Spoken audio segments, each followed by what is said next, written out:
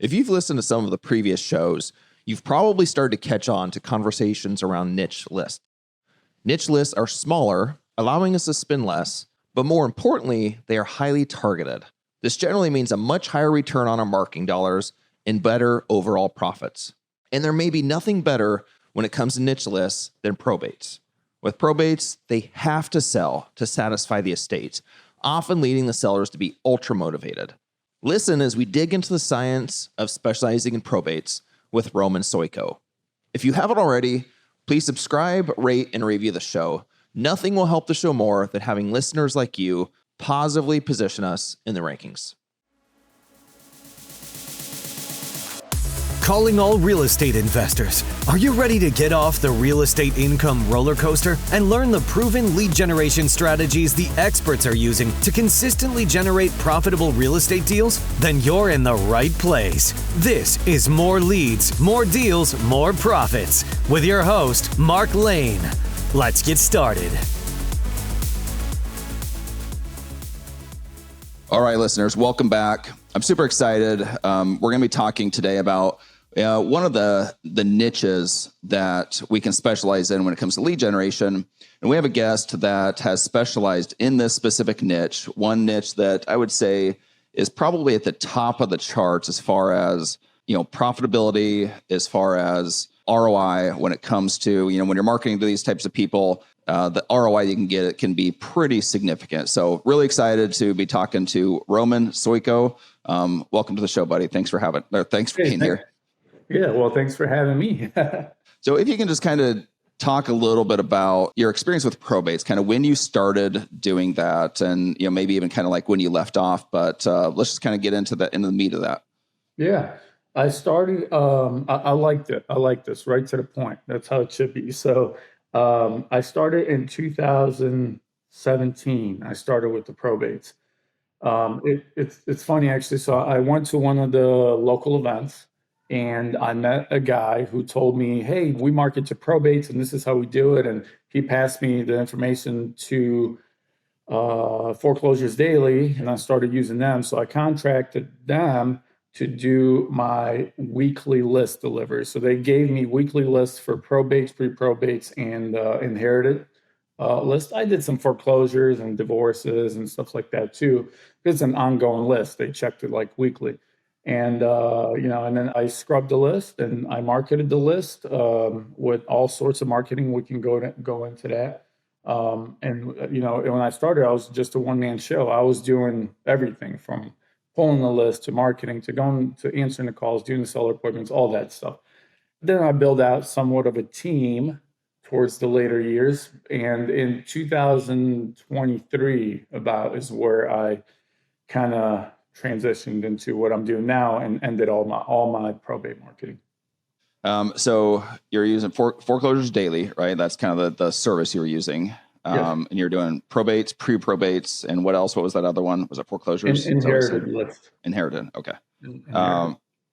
Okay. So tell us a little bit about like how often do those lists come to you? How often did you get those? So I got them weekly. That's why I contracted that service because there's some service providers that they check them like once a month, and some do them quarterly, so like every 3 months. What I wanted to do is I wanted to hit the lead right away, like soon as it hits probate or somebody in the family that passes away, and then let's say if it's in the trust, that's why I bought the inherited lists too, because not all the leads hit probate. I wanted to be the first one to market to these people. So yeah, I got them weekly, and I literally scrubbed it weekly, and I sent the mail out weekly. So it was, I don't know, it worked for me, but I guess some people can say, well, that's too soon. You should wait a little bit. It worked for me for 6 years. So, and I'll talk a little bit about how I did probates in a minute to kind of give a little bit of a different perspective. But so when you were mailing them right away, one of the things I had a problem with was because these different probates, they're essentially coming out every month, or I'm not sure how they send them out, but I know when I was using the way I was doing it, they were new probates were essentially being posted every month, and every city, county, whatever will have their legal listings, and that's where probates get posted, and they get posted every month, or better yet, like I would say every week, really. So I found it like it was kind of hard to keep track of because you got all these new leads that are kind of like dripping, and trying to stay on top of them, like send out one this week, next week you got more coming out. Like, how did you organize everything to where you were staying on top of old leads as well as mailing new leads that were coming out? So I struggled with that in the beginning too. So I'll tell you how I did it in the beginning and how I did it towards the end, how I systematized it. Okay. So in the beginning, I would list came out every week. I would log in weekly, scrub it like myself. I would look at, all right, what zip codes do I want to be in? What zip codes do I not want to be in? And remember, I only did my county. So it's one county. So every week it was like about 25, 30 people, a list of 25, 35 people. So it was Roman, really one easy. second. I want to interject there for a second. Yeah. So that's one of the things I love about probates. And there's a few niche lists like this that are very small, right? So that means what that means is that people that are coming into, let's say they're relatively new to investing and they don't have a lot of money to spend. Probates are one of the best niche lists to go after because you can get into the game for, 25 to 50 per month. I mean, you're talking $25 to $50 per month in marketing, right? And sometimes a very significant ROI comes out of that. So I think it's just a really good piece to mention that it's a very easy way to get started. Yeah.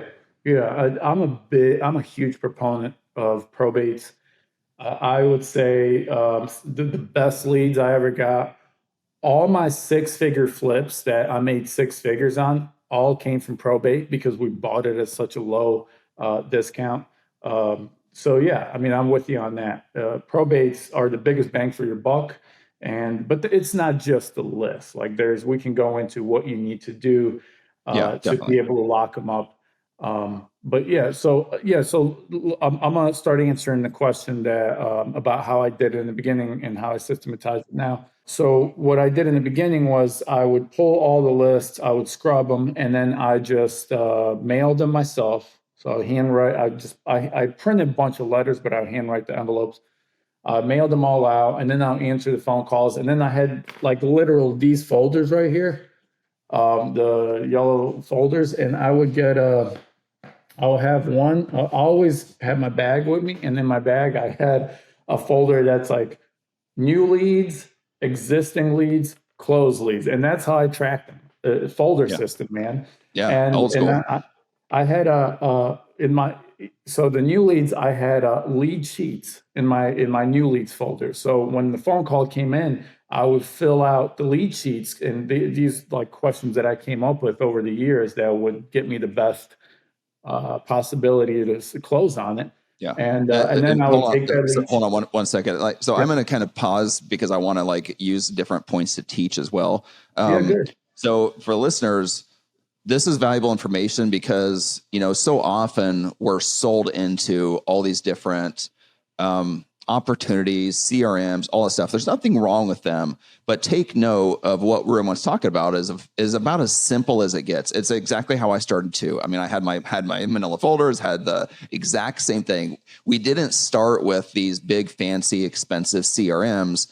You just have to be able to start tracking stuff and keeping track of all your leads, but you don't have to start with the $2,000 CRM. It just doesn't have to start that way. So remember that you can keep things really simple and keep moving forward. Go ahead. Yeah. And what's funny is now that I have a CRM and what has it made my life that much more easier? I mean, it did and it didn't. I wouldn't say that before the folder, with the folder system, I closed less deals. It's the same. I would say it's almost the same. It's just that when you bring on a team and you want your team to have access to your notes and you look at the call recordings and stuff, then you bring the CRM in. But when I was a one-man show with the CRM or without a CRM, the folder system is the same. It produced the same outcome. Agreed. So did I do it later on? So basically, we custom built out a Podio CRM. And so I had an acquisitions person and I had a lead generation people, and these are all virtual assistants. And they, so, okay, going back to probate. So we did the direct mail. They were scrubbing the lists for me. I didn't have to scrub the list. They set up the mail campaigns with the direct mail companies. They did the direct skip tracing. They did the SMS, the RVM. So they did all that for me. And also when the phone calls came in, they answered the phone calls and they would put the notes in Podio. I would review the notes. And a lot of times I wouldn't even talk to the sellers unless it was a seller appointment. But sometimes they locked them up. Like if I said, you know what, this is, I don't even want to go look at it, but offer a ridiculously low price. And my acquisitions VAs would lock them up that way. So that's how I ended it. And then we shut it down. We shut all that down last year and when I transitioned into development. But you mentioned scrubbing lists a couple times. Can you elaborate a little bit on that and kind of what that means and why you're doing that? So, yeah. So scrubbing the list. So when we would buy the county, in my county, and eventually I started buying multiple counties. I would do one county I would do multiple different counties surrounding. Because what I learned, this is another tip for your listeners, is like when you're really dialed in on a small geographical location, you're not going to have as many leads, especially if you're scrubbing for zip codes. So I started doing more and more counties, and I got to the point where we were like covering 4 counties around my county. Mm-hmm. And I was like, all right, but now not every single zip code in that county was a good zip code. If it was like Class D, Class C minus, and I knew all the areas. So what I would scrub for, because I was buying the county, I would scrub for zip codes that were not desirable. So I would get rid of those zip codes. But there are nowadays, I think you can buy by zip code. The service I use, I can only buy by county, so we had to scrub it down. I forget what my other scrub requirements were. I think we looked for like more than 1,000 square feet. I wouldn't buy anything under 1,000 square feet. Year, yeah. So we had a buy box. So my VAs would look at the buy box, cross-reference, and look like, oh, this was built prior to 1900. This doesn't meet the criteria. This is the wrong zip code, doesn't meet. So they would take out all the stuff that didn't meet my criteria, and then we were left with only the houses that met my criteria, because my end goal was to buy all of them. I only wholesaled like some houses. I wanted to buy all of them and flip them. And then whatever didn't meet the criteria, we got it out of there. So that's what I mean by scrubbing. We filtered it. Okay, got it. So I think you mentioned, the lists that you would get you mentioned, I think maybe like 50 people on a list, 50 leads right? Per week. Per week. Okay, so you're getting, so it looked like 200 per month. Yeah. Okay. How often were you getting deals when you're marketing probates? So it's hard to answer this question. This was, we layered probates with other marketing. It wasn't just probates. Okay. But if we're talking specifically probates, this is what CRMs are good for. So you can track like, what lead came from what list, and then you can run your reports and say what list performed the best, which we did all that with Podio. Probates were sporadic. They were here and there, even though they were consistent lead source. But we would have days or months that we would close 3 probate deals in 1 month. It didn't happen often, but it happened from a small niche list. You're talking 25 people per county per week. So, 100 people per month, and we're closing 3 deals. And I'm like, wow, this is great. But then we had a couple months where we didn't close a deal at all. So overall, I would say from 100 people, so let me do the math real quick. 100 people per month times multiple counties, because when we got into more counties, we would close on average, probably 1 a month, strictly in probate. That's still pretty phenomenal. Because you're probably talking, what was the average profit of the deals you were doing? On probates, they were higher. I know my average flip is about 50K, and probates were always over 50. Probates Just were, because you're getting better deals on them. yeah, yeah, they're Yeah. always closer to 100 actually. So they would be like, some were actually over 100, some were like 85, but it was always because it was a probate and we got a hell of a deal. Always. So when you look at that, let's just say a deal per month, and they're, I don't know, let's just be really conservative and say $50,000 profits, right? Like that's probably ultra conservative, almost half what we were talking. But then you're looking at, I don't know, 200 leads per month, maybe a little bit more when you got multiple counties factored in. So you're still talking probably easily a 10,000% ROI on your marketing. I would say easy, not probably like much higher than that. So that's the benefit of niche lists. I've encountered the exact same thing, whether it was working some different code violation type lists. You know, we used to do one that was kind of like considered like a nuisance list, properties that were kind of condemned by the city. So we did fantastic with that, and it was the same thing where we'd only get a deal every once in a while. Like we might get one every 2 to 3 months, and we experienced kind of the same thing with probates where it was relatively random. We could usually expect a handful per year. But our overall spend compared to our overall ROI was just phenomenal. So again, I think it's why it's such a good place to start for the newbies or people that are struggling with, like, you know, well, I don't really have a ton of money to put into marketing. You don't have to have a ton of money put in marketing when you focus on niche lists. Yeah. So and you know, people will say like, oh, I don't have the money to spend on direct mail. Well, like you can buy the envelopes yourself from Amazon, and then you can just print your own letters and just I mean, 25 a week, you can handle that. Like I handled it myself in the beginning. yeah. So Yeah. You're talking a $60 stamp and probably an average of another, or not $60, 60-cent stamp, 60 probably cents, another 5 to 10 cents for paper and envelope and stuff. So yeah, I mean, you're talking easily under $1 per piece. Easily. So yeah, that's fantastic. So any other, I would say like tricks or anything you did that you felt like worked for you that the average person wouldn't know about? yes, I did a few things. So I wanted to be a local. So I wanted to be local. Okay. So I wanted people to know that I'm local. So what I did was I opened up USPS boxes in multiple different cities. So not USPS, UPS boxes.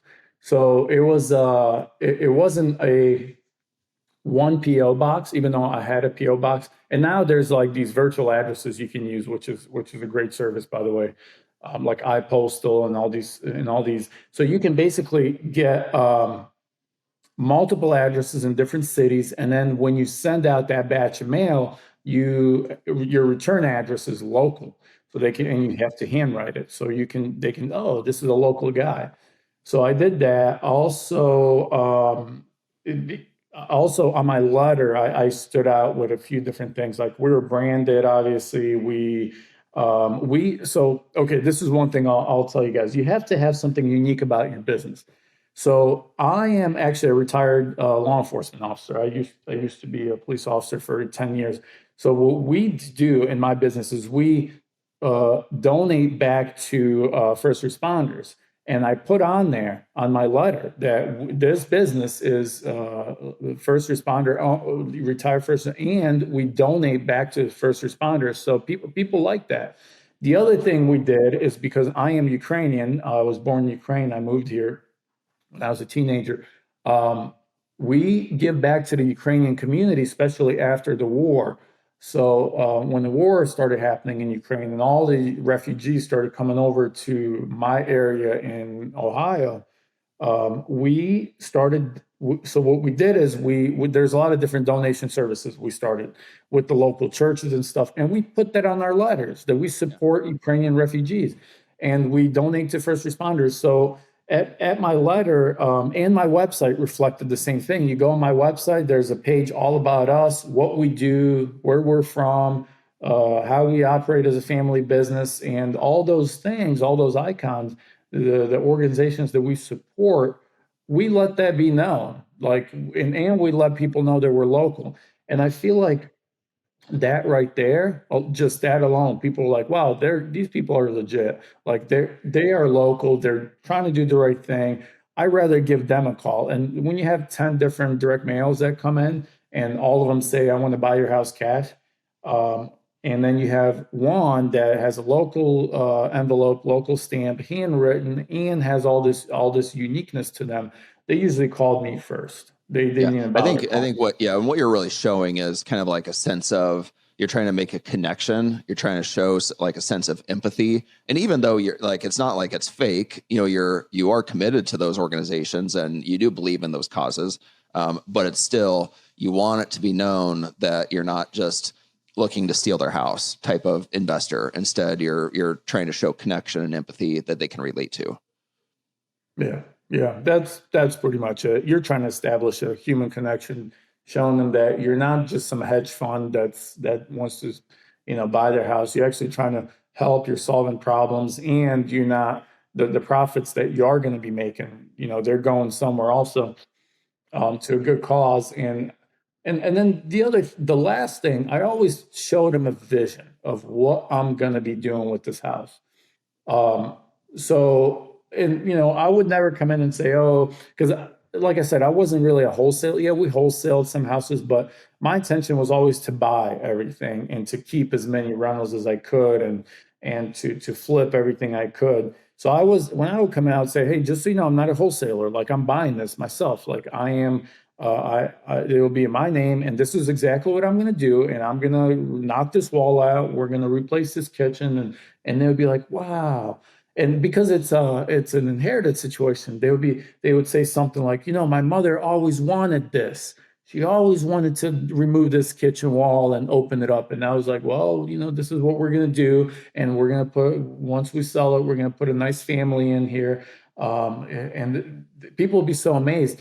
And every time we buy one of these houses, they would say, because they're probate houses. So their ownership was the grandma or whoever owned it for 30, 40 years. It was outdated. It definitely needed remodeling. So every time the kids would show me the house, they would say, yeah, this really needs remodeled, blah, blah, blah, blah, blah. And they would always say, like, oh, can I come back and see the finished product when you're finished with it? And I would say yes every time. And over the years, we recorded a lot of people walking back into their mom's house, and their reaction was priceless. I had people cry. I had people, thank me for whatever, for fixing their mom's house or something. But it's definitely an interesting thing. So as you see, there's a lot of, like me, I was very personally involved. I was the face of the business. So I was very much involved, and I wanted to be too, because of these things that I just mentioned. Absolutely. Yeah, I did the exact same thing, and I still do occasionally. I don't really flip all that much anymore, but in fact, my second house was a probate house. So I and that just came from a mailer that we sent out. Got it, and I once I kind of like looked in the house, everything. I'm like, man, I think I want this for myself. Like, it's a big, beautiful house, but it had tons of distress, like a hole in the roof the size of a car, had raccoons stuck in the drywall from getting in the roof, like all kinds of stuff. And we did this massive renovation to it. I think aside from the house I live in now, it was the second largest renovation we've done, and brought in the son that had sold the house. I think it was him and his wife. Maybe I can't remember if they had the other brother there. But he's walking through and he just couldn't hardly even recognize the house. And he was just amazed. So wow. I think it gives that feeling to them that they made the right decision when we allow them to kind of come back in and they're able to see it. They kind of say, oh, like, this is what the house was meant to be like, so I think it just gives a lot of assurance to people that they made the right call. I agree. 100%. Yeah. And it's all about establishing that like and trust factor. I talk about it on my podcast all the time. It's when you're going directly to seller, you have to have personality, and you have to be likable. You have to know how to communicate with people and communicate your vision to those people, because if you fail to do that, your chances of closing the deal are much slimmer. And I think in the beginning, I lost a lot of deals because I was strictly concentrating on the price. I was like, oh, what can I offer them so they take it? To a lot of sellers, it's not even the price. And I've said this before on my podcast, I'll say it again. A lot of the houses I closed on over the years, I was never the highest bidder. A lot of times I was lower than the competition, and people were more comfortable and trusted me more that they sold me the house and not the competition. But it not all the time. A lot of times I did get beat out strictly by price. Yeah. So yeah. Yeah. It's, when you focus on solving the problems versus just price, things can work in your favor more than we would think. I've had where people have had squatters in their basements, or they needed evictions or something that they didn't know how to handle, and we would take care of those problems for them. And maybe we wouldn't be the highest price, but we would solve their problems and we would get the deals. So yeah, exactly what you're talking about. So I know that you've kind of evolved from probates and single family and stuff and flips. Let us know a little bit where you're at now and what you're doing. So so it was, but before we dive into what I'm doing now, it was crucial for me to go through the learning curve of the flips and the rentals and setting up the Airbnbs and understanding financing. Like, you had to go through those years, because I started investing in 2012. It's been well over a decade. And so you evolved with the price point wise, you evolve, you go up, your risk tolerance gets higher. You make a little bit of money so you can start taking higher risks. And that's how I got to where I am. So where I am now is I just like pivoted and transitioned last year, early this year. New construction. So we're doing new construction in Florida. And I am in Florida right now, actually. So I'm boots on the ground on the new construction projects. We got 3 going on right now.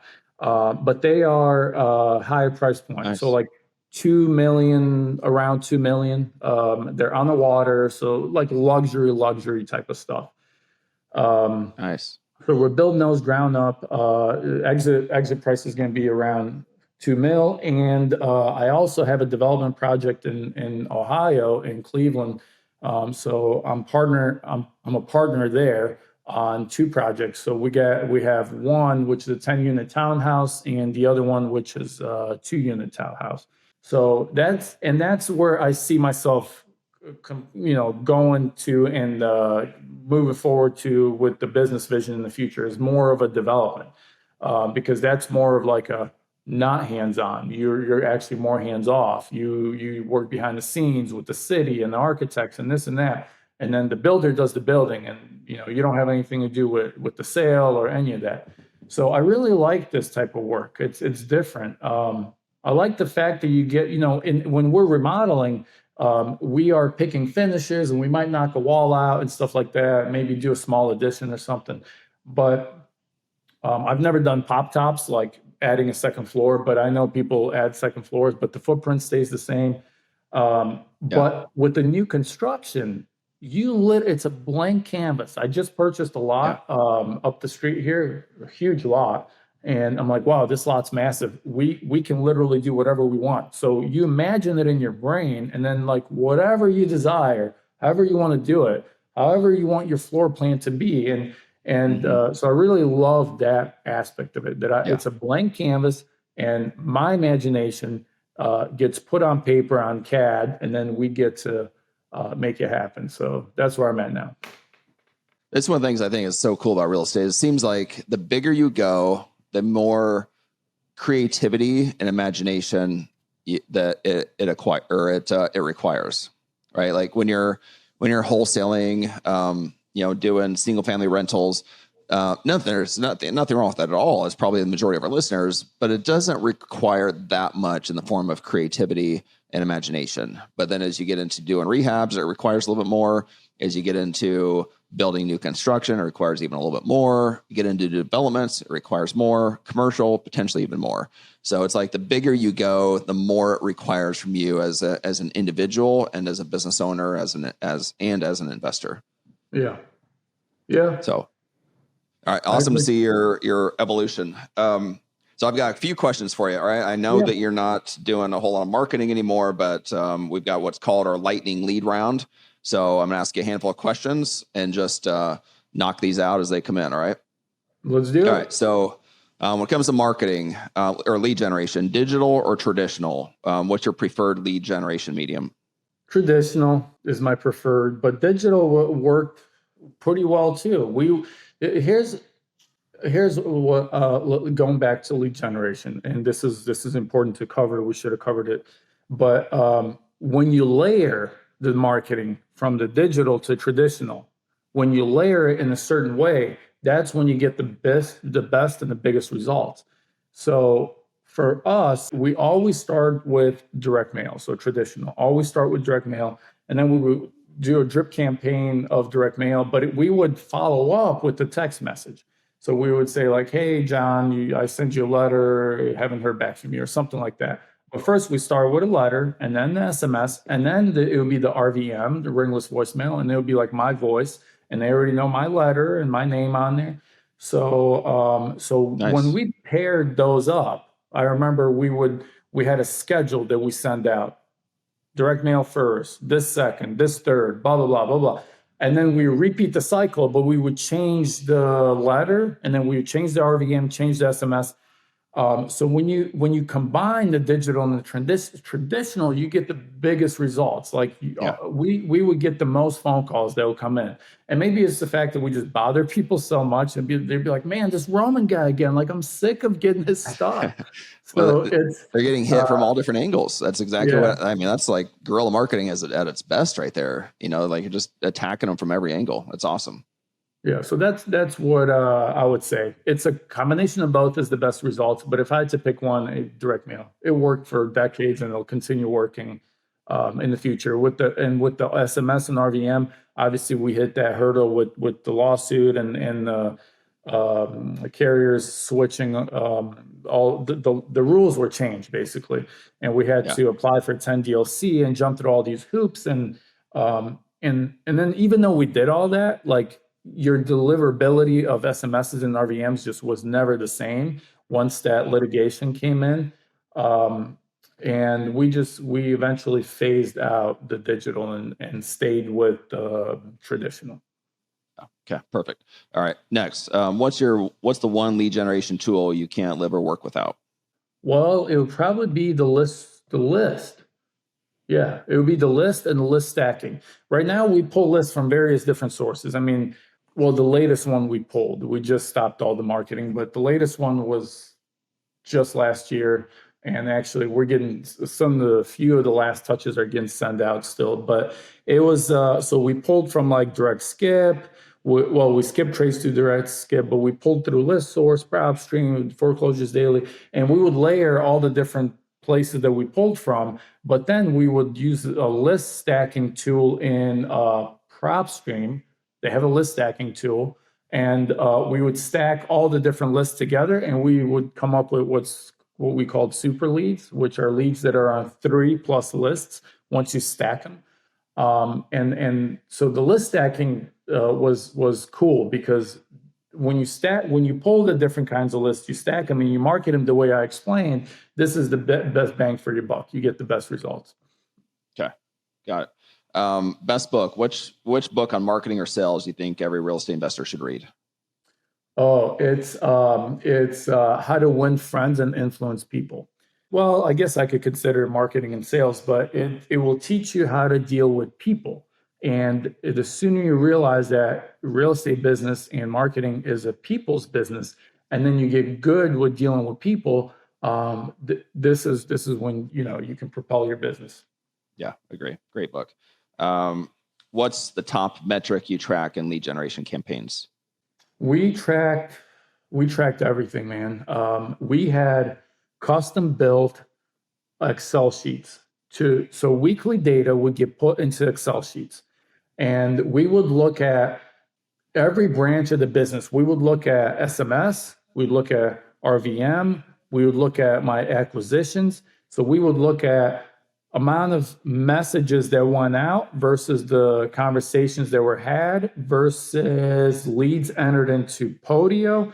And then we would look at the leads that were entered in the Podio when they went to acquisitions. We would look at how many conversations did the acquisitions have with the leads that came in the Podio. Out of those, how many were process calls? So how many did she actually run through the whole process calls where she got all the information and asking price out of a seller? And how many of those we went to appointments, and how many out of appointments, how many were turned into offers, and out of offers, how many were closed deals?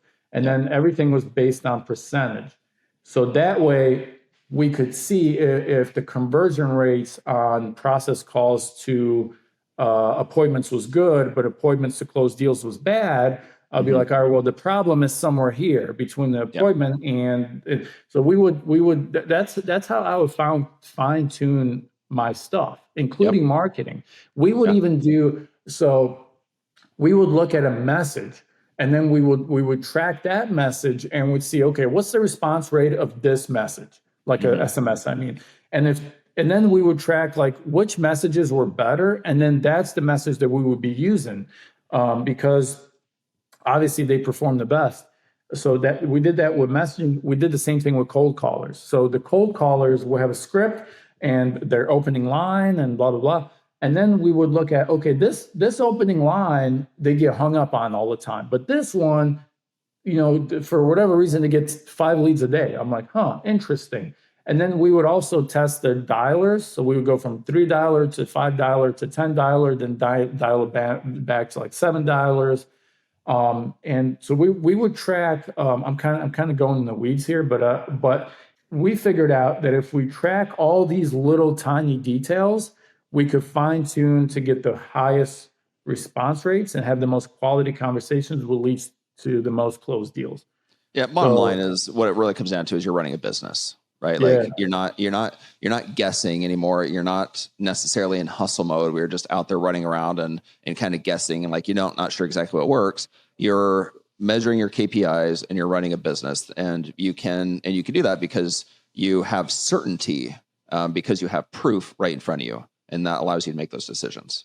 Yeah, it gives you now you can see at your data and you say, okay, well, I want to close this many more deals. Now let's just crank out this much more marketing.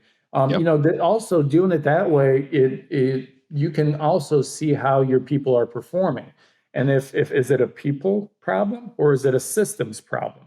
And then a lot of times it was a systems problem where the systems weren't communicating with each other, or maybe speed to lead wasn't there. So we would like figure out, okay, why is the speed to lead not there? What's going on? Let's solve a problem with like Zap. We use Zapier a lot to zap stuff to make sure things get done faster. But a lot of times it was a people problem, and then the people had to get replaced, and most of them, are virtual assistants in my business. So by tracking the KPIs, you can make those decisions, even down to who to hire and who to fire.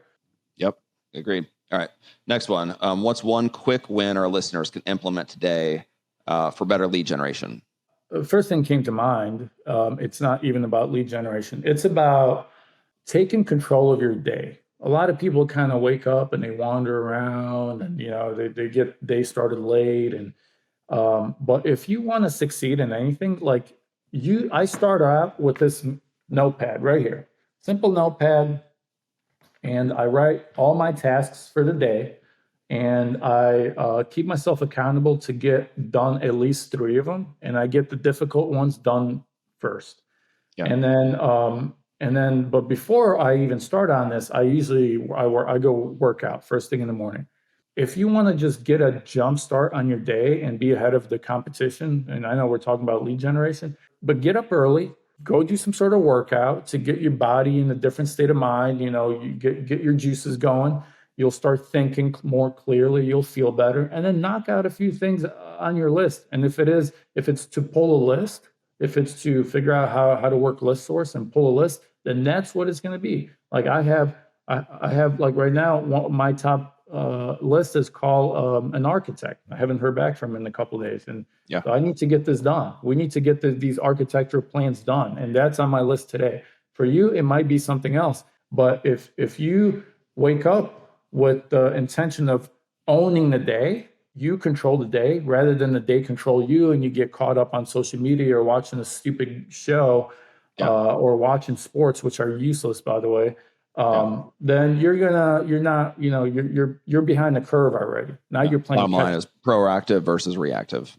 Most people are in a reactive state, whereas you're talking about being a proactive state and going after what you want to do. Okay, next thing, personal touch or automation. What do you lean on more for lead generation? We automated everything, but we did put a personal touch on it. So we always, like even our direct mail, it's set up to go in sequences.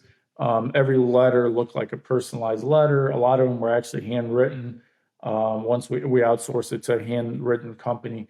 And then with the SMSs, the same thing. We would make it personal until that 10 DLC came out, where you had to add at the end of the text message, you had to add stop, reply stop to end. Yeah. So once that came in, then it's like, not everybody knows it's an automated text, and Okay.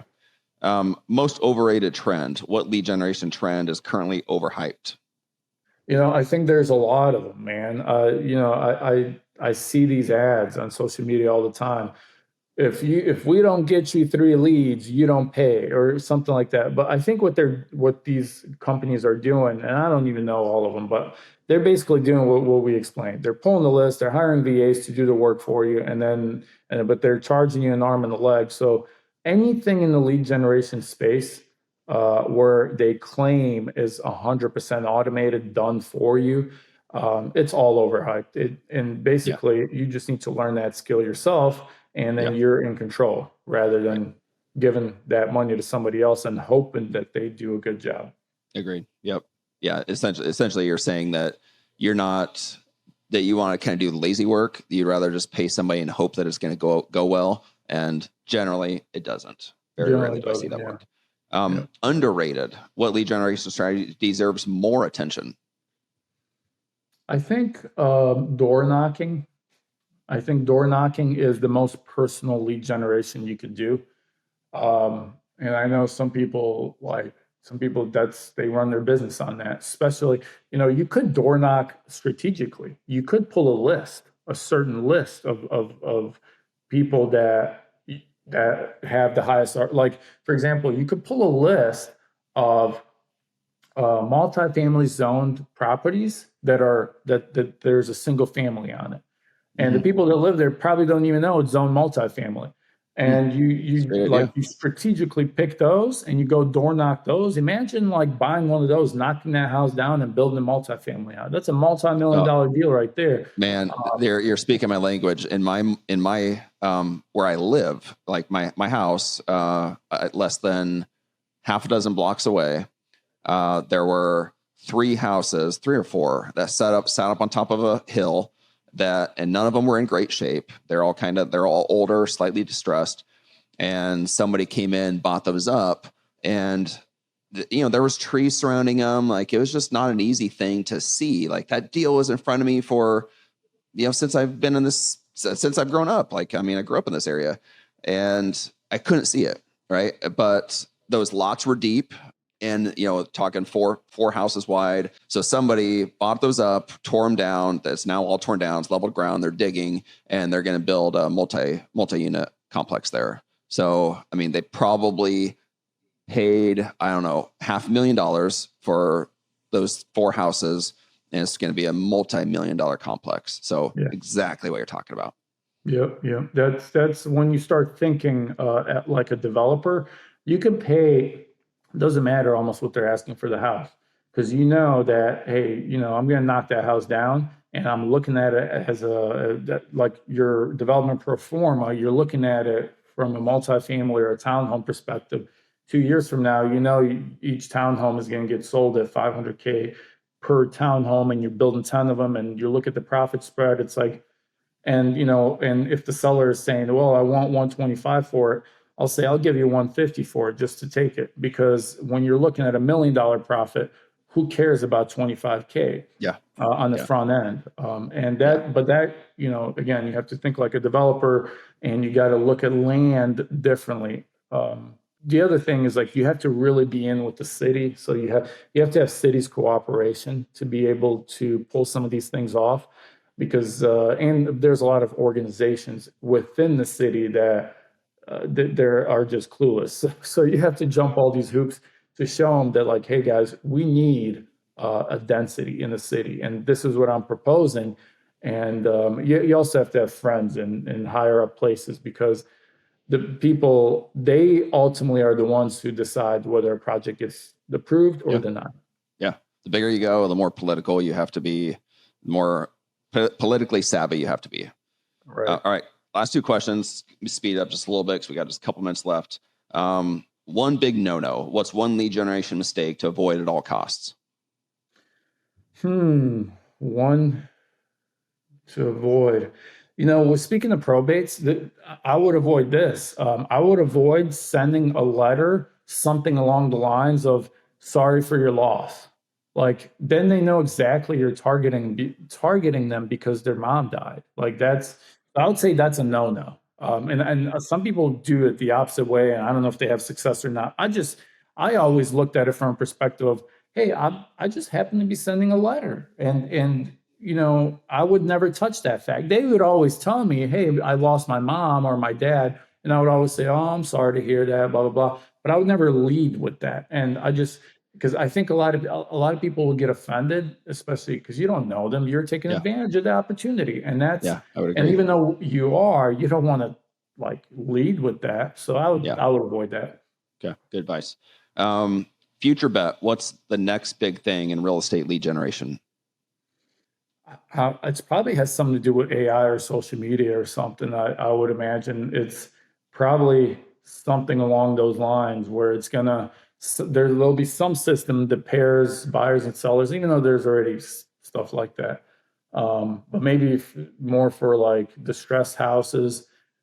I'm thinking that the world is changing, man. As you know, it's probably going to be some sort of AI feature or something that's hands off, that you click a button and make it easier. Yeah. I think there's that consistency approach where you just can't beat being consistent, but we also have to be on top of trends and be ready for what's coming down the line, because there's always change happening. No, always. Yeah. And you have to adapt to the change, and you always have to grow. So level up and do bigger things, and always challenge yourself. And every stage there's different levels. I guess it becomes different difficulty levels. So you kind of have to adapt to those. So, but yeah. So, well, Roman, thanks for being on the show. You've gave us not only a bunch of information when it comes to probate, but also some things to think about when it comes to our next stages in business as we potentially go into new construction and development. So, that, like, you gave me something I didn't even think about of how to like start spotting, some development type of opportunities. So appreciate that. Where can people connect with you at? Mostly social media. So it's Roman Soyko across pretty much on every platform. On Instagram, I'm the most active. That I'll actually respond to DMs there.